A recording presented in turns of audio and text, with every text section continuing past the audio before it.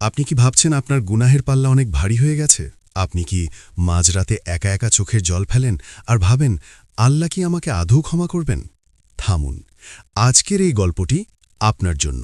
হয়তো এই ভিডিওর শেষ কথাটি আপনার জীবনের মোড় ঘুরিয়ে দিতে আল্লাহর পক্ষ থেকে একটি ইশারা। আজকে আমি আপনাদের এমন এক ব্যক্তির গল্প শোনাব, যে নিজেকে পৃথিবীর সবচেয়ে বড় পাপী মনে করত, যার অতীত এতটাই অন্ধকার ছিল যে সে নিজেও ভাবতে পারেনি আল্লাহ তাকে ক্ষমা করবেন। কিন্তু যা ঘটল তা এতটাই অবিশ্বাস্য যে আপনি শেষ পর্যন্ত না শুনলে বিশ্বাসই করতে পারবেন না। তো চলুন শুরু করা যাক। মদিনা শরীফের এক প্রান্তে থাকত এক ব্যক্তি। তার নাম ছিল আব্দুল্লাহ। সাধারণ একটা নাম, তাই না? কিন্তু তার জীবন মোটেও সাধারণ ছিল না। আব্দুল্লাহ ছিল এমন একজন মানুষ যাকে দেখলে মানুষ রাস্তা পরিবর্তন করে হাঁটত। কেন? কারণ সে ছিল একজন কুখ্যাত মদ্যপায়ী। শুধু তাই নয়, সে মিথ্যা কথা বলত, মানুষকে ঠকাত, নামাজ পড়ত না, এমনকি মসজিদের কাছেও যেত না। একদিন তার প্রতিবেশী তাকে জিজ্ঞেস করল, আব্দুল্লাহ, তুমি কি মৃত্যুকে ভয় পাও না? আব্দুল্লাহ হেসে বলল, মৃত্যু সে তো অনেক দূরে, আমার এখনো অনেক সময় আছে। কিন্তু সেই রাতে আব্দুল্লাহ স্বপ্নে দেখল কিয়ামত হয়ে গেছে। চারিদিকে মানুষ ছুটছে, চিৎকার করছে, আকাশ ফেটে যাচ্ছে, পৃথিবী কাঁপছে। হঠাৎ দুইজন ফেরেশতা এসে তাকে ধরল। তারা তাকে নিয়ে গেল আল্লাহর দরবারে। আল্লাহ জিজ্ঞেস করলেন, হে আব্দুল্লাহ, তুমি কি নিয়ে এসেছ? আব্দুল্লাহ কাঁপতে কাঁপতে বলল, ইয়া আল্লাহ, আমি তো শুধু গুনাহ নিয়ে এসেছি। তখন তার সামনে আনা হল তার আমলনামা। বাম দিকে গুনাহের পাল্লা এতটাই ভারী যে সেটা মাটিতে লেগে গেল, আর ডান দিকে খালি, একদম খালি। আব্দুল্লাহ চিৎকার করে উঠল, না না, আমাকে আরেকটা সুযোগ দাও। ঠিক তখনই ঘুম ভেঙে গেল। সারা শরীর ঘামে ভিজে গেছে, হাত পা কাঁপছে। আব্দুল্লাহ বুঝতে পারল এটা শুধু স্বপ্ন নয়, এটা আল্লাহর পক্ষ থেকে একটা সতর্কবার্তা। পরের দিন ফজরের আজান হল। আব্দুল্লাহ জীবনে প্রথমবারের মতো উঠে পড়ল। হাত মুখ ধুয়ে মসজিদের দিকে রওনা হল। প্রতিবেশীরা অবাক হয়ে তাকিয়ে থাকল, এ কি, আব্দুল্লাহ মসজিদে যাচ্ছে? মসজিদে গিয়ে সে নামাজে দাঁড়াল, কিন্তু কিছুই মনে নেই। কিভাবে পড়তে হয় তাও ভুলে গেছে। চোখ দিয়ে পানি পড়তে লাগল। নামাজের পর সে ইমাম সাহেবের কাছে গেল, বলল, আমি তওবা করতে চাই, কিন্তু আমার গুনাহ এত বেশি যে আমি জানি না আল্লাহ আমাকে ক্ষমা করবেন কিনা। ইমাম সাহেব হাসলেন, বললেন, বৎস, তুমি কি জানো আল্লাহ তাআলা কুরআনে বলেছেন, বলো, হে আমার বান্দারা, যারা নিজেদের উপর অত্যাচার করেছ, আল্লাহর রহমত থেকে নিরাশ হয় না। নিশ্চয়ই আল্লাহ সকল গুনাহ ক্ষমা করে দেন, তিনি ক্ষমাশীল, পরম দয়ালু। এই কথা শুনে আব্দুল্লাহর মনে যেন নতুন আশার আলো জ্বলে উঠল। কিন্তু তওবা করা যতটা সহজ, তা ধরে রাখা ততটাই কঠিন। প্রথম সপ্তাহেই আব্দুল্লাহর পুরনো বন্ধুরা এলো, বলল, এই আব্দুল্লাহ, চল একটু আড্ডা দিয়ে আসি। আব্দুল্লাহ জানত এই আড্ডা মানে কি। সে মাথা নিচু করে বলল, না ভাই, আমি আর যাব না। বন্ধুরা হাসল, কি হয়েছে, হঠাৎ পীর ফকির হয়ে গেলি নাকি? আব্দুল্লাহ চুপ থাকল, কিন্তু ভেতরে ভেতরে একটা যুদ্ধ চলছিল। রাতে বিছানায় শুয়ে সে ভাবল, আমি কি পারব? আমার তো গুনাহ পাহাড় সমান। ঠিক তখনই রাসূলুল্লাহ সাল্লাল্লাহু আলাইহি ওয়াসাল্লাম বলেছেন, যে ব্যক্তি আল্লাহর কাছে এক বিগত এগিয়ে আসে, আল্লাহ তার দিকে এক হাত এগিয়ে আসেন। যে এক হাত এগিয়ে আসে, আল্লাহ দুই হাত এগিয়ে আসেন। আর যে হেঁটে আসে, আল্লাহ তার দিকে দৌড়ে আসেন। এই হাদিস তাকে নতুন শক্তি দিল। দিন যেতে লাগল। আব্দুল্লাহ নিয়মিত 5 ওয়াক্ত নামাজ পড়তে লাগল, কোরআন পড়া শিখতে লাগল, মানুষকে সাহায্য করতে লাগল। কিন্তু সবচেয়ে কঠিন পরীক্ষা এলো 3 মাস পর। একদিন রাস্তায় চলার সময় তার সামনে পড়ল তার পুরনো জীবনের সবচেয়ে বড় প্রলোভন। এমন একটা পরিস্থিতি যেখানে কেউ দেখছে না, কেউ জানবে না। শয়তান ফিসফিস করে বলল, দেখো, কেউ তো দেখছে না, একবারের জন্য কি আর হবে। আব্দুল্লাহ থমকে দাঁড়াল, তার হাত কাঁপছে, মন দুলছে। হঠাৎ তার মনে পড়ল রাসূলুল্লাহের একটা হাদিস। আল্লাহ বলেন, আমার বান্দা যখন আমার ভয়ে একটি গুনাহ ছেড়ে দেয়, তখন আমি তাকে ডেকে ফেরেশতাদের বলি, দেখো, আমার বান্দা আমার ভয়ে গুনাহ ছেড়ে দিয়েছে, তোমরা সাক্ষী থাকো, আমি তাকে ক্ষমা করে দিলাম। আব্দুল্লাহ চোখ বন্ধ করল, 2 হাত তুলে বলল, ইয়া আল্লাহ, আমাকে বাঁচাও। তারপর সে ঘুরে দাঁড়াল, হাঁটতে শুরু করল বিপরীত দিকে। সেদিন সে জিতে গেল, শয়তানের বিরুদ্ধে তার সবচেয়ে বড় জয়। এরপর থেকে আব্দুল্লার জীবন পাল্টে গেল। সে এখন মসজিদের নিয়মিত মুসাল্লি, গরিব দুঃখীদের সাহায্য করে, এতিমদের দেখাশোনা করে। একদিন এক বৃদ্ধ লোক মসজিদে এসে সবাইকে বলল, আমি আজ রাতে একটা স্বপ্ন দেখেছি। সবাই মনোযোগ দিয়ে শুনতে লাগল। বৃদ্ধ বলল, স্বপ্নে দেখলাম জান্নাতের দরজায় একজন ফেরেশতা দাঁড়িয়ে আছে। তিনি বললেন, তুমি কি জানো এই বছর কার নাম সবার আগে জান্নাতের দরজায় লেখা হয়েছে? আমি জিজ্ঞেস করলাম, কার? ফেরেশতা বললেন, যে সবচেয়ে বেশি গুনাহ করে তওবা করেছে, যে সবচেয়ে অন্ধকার থেকে আলোতে এসেছে। নামটা ছিল আব্দুল্লাহ। সবাই আব্দুল্লাহ দিকে তাকাল। আব্দুল্লাহ কাঁদতে শুরু করল, সিজদায় পড়ে গেল। প্রিয় দর্শক, এই গল্প থেকে আমরা কি শিখলাম? প্রথমত, কোনো গুনাহে এত বড় নয় যে আল্লাহ ক্ষমা করতে পারবেন না। আল্লাহর রহমত তার গজবের চেয়ে বড়। দ্বিতীয়ত, তওবা করতে কখনো দেরি নেই, আজই শুরু করুন। তৃতীয়ত, শয়তান আপনাকে হতাশ করতে চাইবে, কিন্তু আল্লাহর রহমতের কথা মনে রাখুন।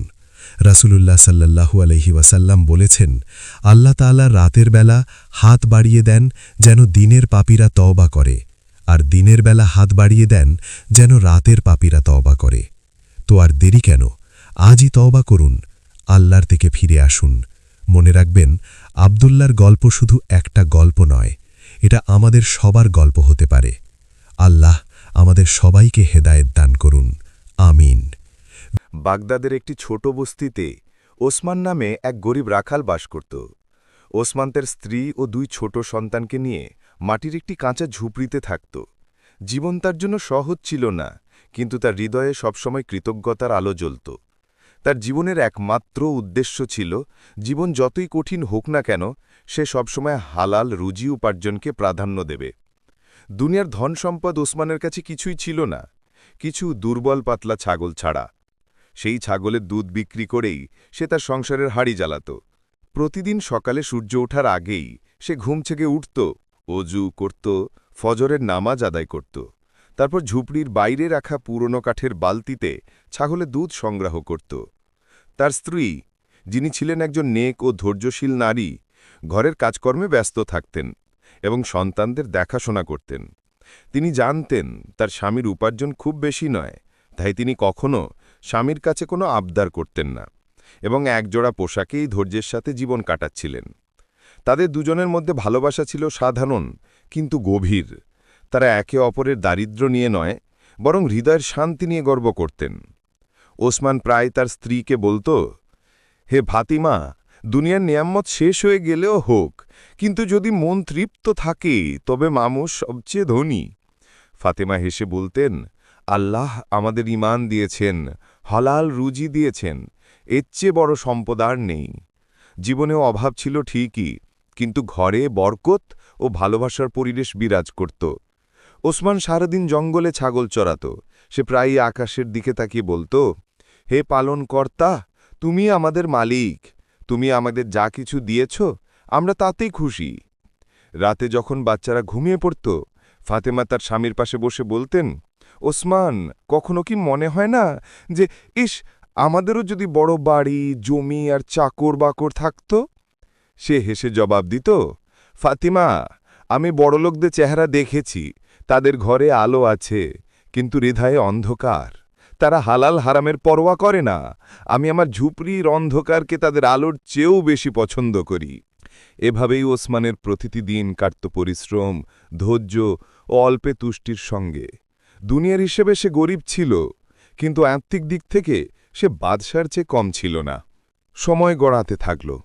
ওসমানের জীবন স্বাভাবিকভাবেই চলছিল, কিন্তু মানুষের জীবন সবসময় একরকম থাকে না। পরীক্ষার সময় ধীরে ধীরে ওসমানের দরজায় কড়া নাড়তে শুরু করল। এক সকালে সূর্য পুরোপুরি ওঠার আগেই ফাতেমা কিছুটা ঘাবড়ে গিয়ে স্বামীকে জাগালেন। ওসমান, উঠে তো দেখো, আমাদের ছেলে জ্বরে পুড়ে যাচ্ছে। ওসমান তাড়াতাড়ি উঠে ছেলের কপালে হাত রাখল।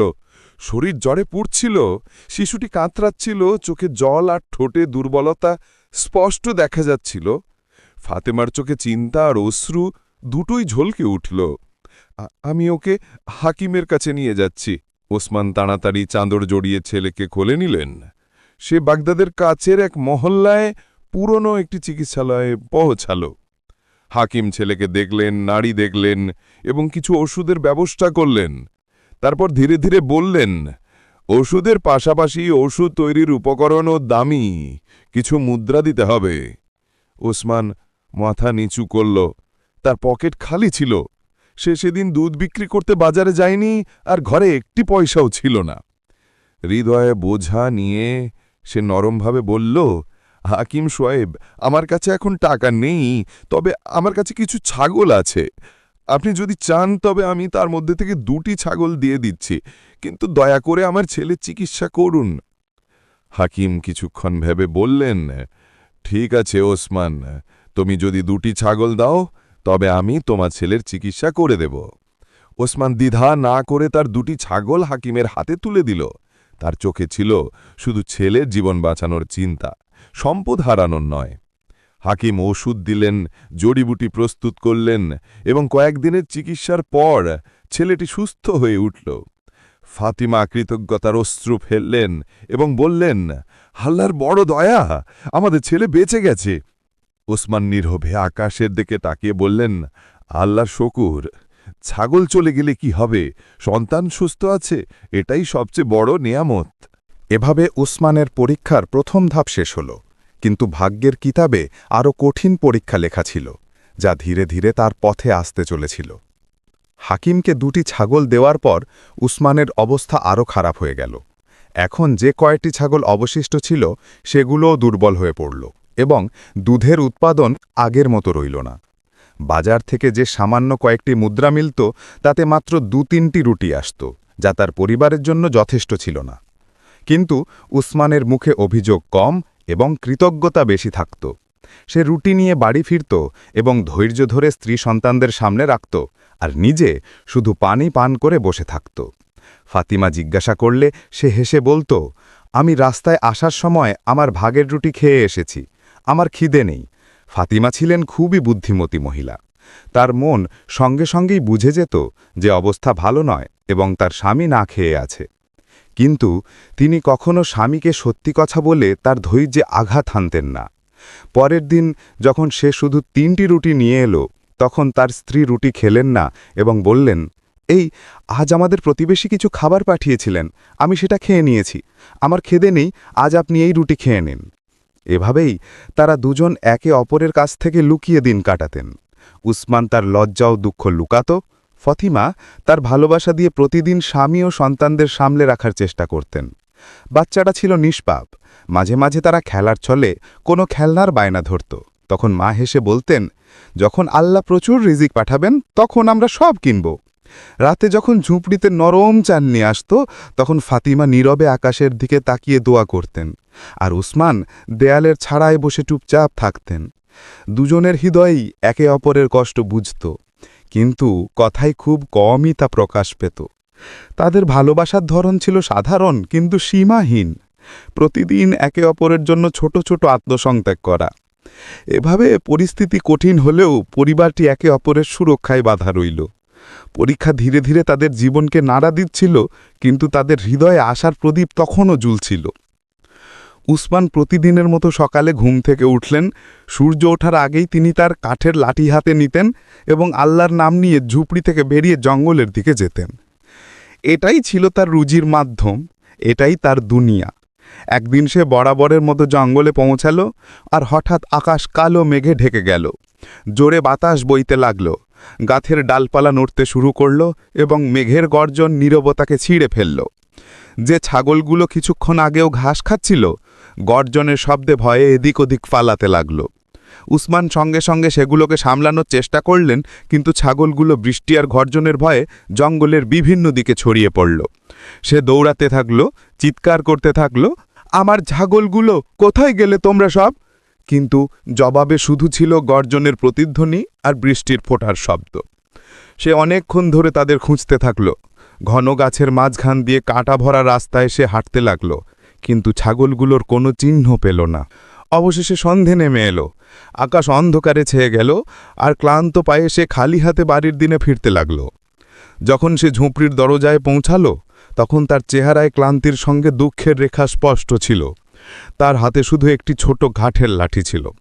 ফাতিমা দরজায় এসে অবাক হয়ে জিজ্ঞাসা করলেন, উসমান, ছাগলগুলো কোথায়? এই কথা শুনে তার চোখ থেকে জল ঝরতে লাগল, গলা ধরে গেল। কিন্তু সে ধীরে ধীরে সব কথা শোনালেন, কিভাবে মেঘ হয়েছিল, ছাগলগুলো ভয়ে পালিয়ে গিয়েছিল, আর সে কত খুঁজেও কাউকে পায়নি। ফাতিমার মুখেও বিষাদের ছাপ পড়ল। সে আঁচল দিয়ে চোখের জল মুছে বলল, হে আল্লাহ, এখন আমাদের বাচ্চাদের কি হবে? ঝুপড়িতে নীরবতা নেমে এলো। বাচ্চারা মা বাবার মুখের দিকে তাকিয়ে ভয় পেয়ে গেল। উসমান আকাশের দিকে চোখ তুলে তাকালেন। তার ঠোঁট নড়ল, কিন্তু কোনো আওয়াজ বের হল না। সেও মনে তার রবের কাছে ফরিয়াদ করছিল। সেই রাতে উসমানের ঝুপড়িতে দুঃখের ছায়া নেমে এলো। ছাগলগুলো চলে গেছে। রুজির সমস্ত দরজা যেন বন্ধ হতে দেখা যাচ্ছিল, কিন্তু তার হৃদয়ে এখনও ঈমানের প্রদীপ নেভেনি। ফাতিমা চুপচাপ বসেছিলেন, সন্তানদের বুকে জড়িয়ে ধরে কাঁদছিলেন। উসমান তাকে নরমভাবে সান্ত্বনা দিয়ে বললেন, ফাতিমা, আল্লাহ আমাদের ভরসা। তিনিই রিজিক দেন, তিনিই নেন। যিনি আজ আমাদের কাছ থেকে কেড়ে নিয়েছেন, তিনি কাল ফিরিয়ে দিতে পারেন। আমাদের ধৈর্য ধারণ করা উচিত। কিন্তু যখন রাত গভীর হল, সবাই ঘুমিয়ে পড়ল, তখন উসমানের মন আর ধৈর্য রাখতে পারল না। সে জায়নামাজে বসে পড়ল, চোখ থেকে জল বইতে লাগল এবং হৃদয় ভরে আল্লাহর কাছে কাকুতি মিনতি করতে লাগল। হে আমার পালনকর্তা, এখন জীবন মৃত্যুর প্রশ্ন। আমার বাচ্চাদের উনুর ঠান্ডা, আমার ছাগল শেষ, আমার কাছে কিছুই অবশিষ্ট নেই। হে জগৎসমূহের প্রতিপালক, তুমি রিজিক দাতা, তুমিই দয়ালু। আমার জন্য রুজির দরজা খুলে দাও। সে কাঁদতে থাকল, সেজদায় মাথা রেখে অনেকক্ষণ ধরে দোয়া করতে থাকল। সারা রাত তার ঝুপড়িকে কান্নার শব্দ আর দোয়ার ফিসফিসানি প্রতিধ্বনিত হতে লাগল। পরের দিন সকালে যখন সূর্য উঠল, উসমান প্রতিদিনের মতো জঙ্গলের দিকে বেরিয়ে পড়লেন। যদিও তার কাছে এখন কোনো ছাগল ছিল না, তবুও সে তার মনের ভার হালকা করতে সেখানে যেতে চেয়েছিল। যখন সে জঙ্গলে পৌঁছাল, তখন একটা গাছের নিচে একজন পুণ্যবান দরবেশকে দেখতে পেলেন। তিনি আল্লাহর ইবাদতে মগ্ন ছিলেন। তার চেহারায় নূর এবং চোখে শান্তি ছিল। উসমান ধীরে ধীরে এগিয়ে গেলেন, সালাম করলেন এবং তার কাছে গিয়ে বসলেন। তারপর ভাঙা হৃদয় বললেন, হে দরবেশ, আমি সবসময় হালাল রুজিকেই প্রাধান্য দিয়েছি, কখনো কারো হক ছিনিয়ে নিইনি। কিন্তু এখন আমার অবস্থা এতটাই খারাপ হয়েছে যে সব কিছু শেষ হয়ে গেছে। বলুন, আমি কি করব, কোথায় যাব? দরবেশ চোখ খুললেন, ভালোবাসাপূর্ণ দৃষ্টিতে তার দিকে তাকালেন এবং অত্যন্ত নরমভাবে বললেন, বেটা, এই পরীক্ষাগুলো আল্লাহর পক্ষ থেকে আসে। হয়তো তুমি আল্লাহর কাছে খুব প্রিয় যে তিনি তোমাকে বারবার পরীক্ষা করছেন। মনে রেখো, যাদের আল্লাহ ভালোবাসেন তাদের তিনি পরীক্ষায় ফেলেন, যাতে তাদের ঈমান আরও মজবুত হয়। তুমি সাহস হারাবে না। ছাগল না থাকলে কি হবে? অন্য কোনো কাজ খোঁজো, আল্লাহ তোমার অবস্থা বদলে দেবেন। কিন্তু তোমার হৃদয়ের বিশ্বাস অটুট থাকতে হবে। উসমান নীরবে শুনতে থাকলেন। তার চোখ থেকে জল গড়িয়ে পড়ল। দরবেশের কথায় সে সেই শান্তি অনুভব করছিল যার সন্ধানে সে দিনের পর দিন ঘুরে বেড়াচ্ছিল। সে মনে মনে বলল, হয়তো আজ আল্লাহ এই দরবেশের মাধ্যমেই আমার পথ দেখিয়েছেন। পরের দিন সকালে উসমান তার মুখে পানির ছিটে দিলেন এবং ফাতিমাকে বললেন, আমি আজ বাজারে যাচ্ছি, দেখি যদি কোনো কাজ পাওয়া যায়। ফাতিমা চোখে আশা নিয়ে বললেন, আল্লাহ তোমার সঙ্গে আছেন। উসমান, হালাল রুজির নিয়ত রাখো, তিনি অবশ্যই কোনো পথ দেখাবেন। এইভাবে উসমান বাগদাদের বড় বাজারের দিকে রওনা হলেন। বাজারে মানুষের ভিড় ছিল। ব্যবসায়ীরা তাদের দোকানে বসে গ্রাহকদের সঙ্গে কথা বলছিলেন। কোথাও কাপড়ের জৌলুস, কোথাও মশলার সুগন্ধ, আর কোথাও উটের কাফেলা। উসমান প্রতিটি দোকানে গিয়ে কাজের সন্ধান করতে থাকলেন। কখনো কাউকে বললেন, আমার বাহুতে শক্তি আছে, আমাকে মজুরি দিন। কখনো কাউকে জিজ্ঞেস করলেন, আপনাদের কি কোনো সাহায্যকারীর প্রয়োজন? কিন্তু সব জায়গা থেকে একই জবাব পেলেন, এখন কোনো প্রয়োজন নেই। অনেক ঘণ্টা কেটে গেল। সূর্য মাথার উপরে চলে এলো। তৃষ্ণার ক্লান্তি শরীরকে দুর্বল করে দিল, কিন্তু সে সাহস হারালো না। তারপর সে একটা বড় এবং জমকালো দোকানের সামনে গিয়ে দাঁড়ালো। দোকানে দামি কাপড়, সুগন্ধি আতর এবং রেশমি পর্দা রাখা ছিল। এটি ছিল এক ধনী ব্যবসায়ীর দোকান, যার চেহারা থেকে আভিজাত্য ও সম্পদ দুটোই ঝরে পড়ছিল। উসমান আদবের সাথে সালাম করলেন এবং বললেন, হে ব্যবসায়ী সাহেব, আপনার কি কোনো কর্মীর প্রয়োজন? আমি পরিশ্রমী মানুষ, যে কোনো বৈধ কাজ সততার সঙ্গে করতে পারি। ব্যবসায়ী কিছুক্ষণ তার দিকে তাকালেন, তারপর বললেন, দোকানে কাজ করার লোক তো আমার কাছে অনেক আছে, কিন্তু আমার এমন একজন লোকের দরকার যে আমার কাফেলার আনামাল গুদাম পর্যন্ত পৌঁছে দেবে। এই কাজ কষ্টের, কিন্তু সততা খুব জরুরি। উসমান সঙ্গে সঙ্গে বললেন, আমি এ কাজ করব, আপনি শুধু বিশ্বাস রাখুন, আমি কখনো বিশ্বাসঘাতকতা করব না। ব্যবসায়ী হালকা হাসির সঙ্গে রাজি হয়ে গেলেন। এইভাবে উসমান মাল টানার কাজ শুরু করলেন। যখনই ব্যবসায়ীর কাফেলা অন্য শহর থেকে কাপড় আর মালপত্রের বোঝা নিয়ে আসত, উসমান সেগুলি এক এক করে নামাতেন এবং পুরো মনোযোগ দিয়ে গুদামে রাখতেন। দিন কাটতে থাকল এবং ব্যবসায়ী দেখলেন যে উসমান প্রতিবার শুধু সময় মতো কাজ শেষ করেন না, বরং কখনো একটা দিরহামেরও খেয়ানাত করেন না। তিনি বুঝতে পারলেন যে এই লোকটির মধ্যে বিশেষ কিছু আছে। সে পরিশ্রমী গরিব হতে পারে, কিন্তু তার হৃদয় ধনী। এখন সে আর শুধু গুদাম পর্যন্ত মাল পৌঁছে নেবার সাধারণ শ্রমিক ছিল না, বরং এমন একজন মানুষ হয়ে উঠলেন যার উপর ব্যবসায়ী পুরোপুরি ভরসা করতে লাগলেন। একদিন ব্যবসায়ী উসমানকে নিজের কাছে ডাকলেন এবং বললেন, উসমান, তুমি আমার ব্যবসা গুছিয়ে দিয়েছ, তোমার মতো সৎ লোক খুব কমই দেখা যায়। আমি চাই যে এখন তুমি এবং তোমার পরিবার আরাম এবং সম্মানের জীবন কাটাও। এরপর তিনি উসমানের জন্য একটি নতুন বাড়ি তৈরি করিয়ে দিলেন, যেখানে সব ধরনের সুযোগ সুবিধা ছিল। ফাতিমার চোখ থেকে আনন্দের অশ্রু ঝরে পড়ল। বাচ্চারা বাড়িতে ছুটাছুটি করতে লাগল, আর ঝুপড়ির দিনগুলো এক সুখী জীবনে বদলে গেল। ব্যবসায়ী শুধু উসমানকে টাকার জায়গায় দেননি, বরং তাকে তার ব্যবসার অংশীদারও করে নিলেন। এখন উসমান আর নিছক শ্রমিক ছিল না, বরং এমন একজন মানুষ হয়ে উঠলেন যার ওপর ব্যবসায়ী পূর্ণ আস্থা রাখতেন। তার চোখে ছিল কৃতজ্ঞতার অশ্রু এবং ঠোঁটে ছিল সেই বাক্য যা সে সব অবস্থায় বলতো, আলহামদুলিল্লাহ রাব্বিল আলামিন, যিনি ধৈর্যের প্রতিদান দিলেন এবং রিজিকের দরজা এমন জায়গা থেকে খুলে দিলেন যেখানে কোনো আশাই ছিল না। বন্ধুরা, আশা করি আজকের এই ভিডিওটি আপনাদের খুব ভালো লেগেছে। ভালো লাগলে এই ভিডিওটি লাইক করে বন্ধুদের সঙ্গে অবশ্যই শেয়ার করবেন এবং আমাদের চ্যানেল হিকমা ভয়েস সাবস্ক্রাইব করবেন। দেখা হবে নতুন কোনো ভিডিওতে। ততক্ষণের জন্য আল্লাহ হাফেজ।